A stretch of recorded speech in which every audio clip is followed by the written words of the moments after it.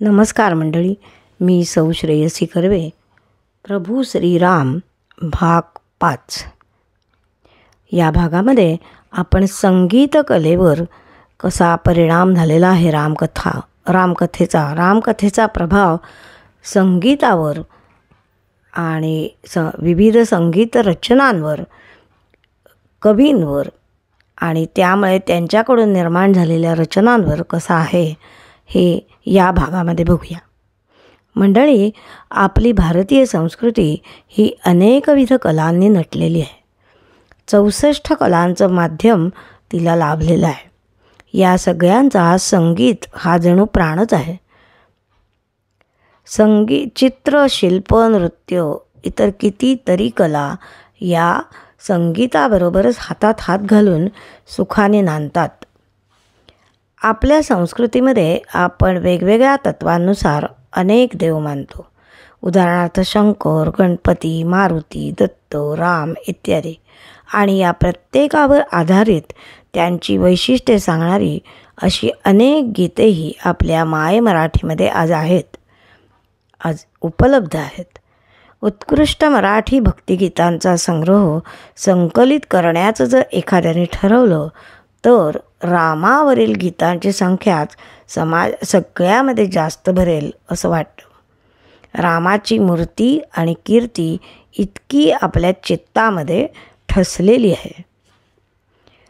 आपल्या सगळ्यांचंच लाडकं दैवत असलेल्या रामावर आधारित अशी काही मराठीतील गाणी आपण या भागामध्ये बघूया. मंडळी, आपल्या मराठी मनाला राम रसायनाचा जणू ध्यासच आहे. राम म्हणजे स्वतः आनंदामध्ये रममाण असलेला आणि दुसऱ्यांना आनंदात रममाण करणारा. त्यामुळेच उभ्या मराठी जीवनामध्ये राम हा काठोकाठ भरलेला आहे. म्हणूनच जे के उपाध्यांसारखे कवी म्हणतात, रामचंद्र मनमोहन नेत्र भरून पाहिलं काय, अशनी राम पानी राम वदनी राम नयनी राम, ध्यानी मनी एक राम वृत्ती राम जाळील काय, रामचंद्र मनमोहन. आणखी एक श्रेष्ठ कवी असं म्हणतात की श्री रघुनंदन तुझेच चिंतन, सदैव मुखी तव नाम, संसारिया माझ्या अवघ्या तूच प्रभू श्रीराम. मंडळी, महाराष्ट्रामध्ये एकनाथ कृष्णदास मुदगल, श्री समर्थ रामदास इत्यादी संत कवींनी मराठी जनतेला रामायणाचा आस्वाद दिला. मोरोपंतांना तर रामायणाने वेडच लावलं. 108 रामायणे मोरोपंतांनी लिहिली. श्री रामायण गायले तरी पुन्हा गावेचित करी, अशी आळवणी मोरोपंतांनी केली. रामस्तोत्रांना तर मितीच नाही. ज्याचे पठण करणाऱ्याचे श्रीरामाकडून रक्षण होते अशी आपली श्रद्धा आहे.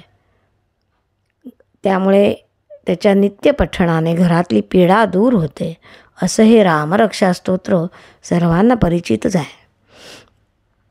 नाटकं, चरित्र ही रामावर अनेक झाली हे आपण मागच्या भागांमध्ये बघितलं. पण कवींचीही काही या सगळं होऊन तृप्ती झाली नाही आणि त्यामुळे रामकथा वाल्मिकीच्या काळा इतकीच आजही टवटवीत आणि सुगंधी राहिली. अस्सल मराठी बाण्याचे कवी, आधुनिक काळाचे वाल्मिकी असे असलेले कविश्रेष्ठ ग. दी. माडगूळकर यांनी तर आपल्या गीत रामायणाचा कौस्तुभमणी महाराष्ट्र शारदेच्या कंठात बांधला.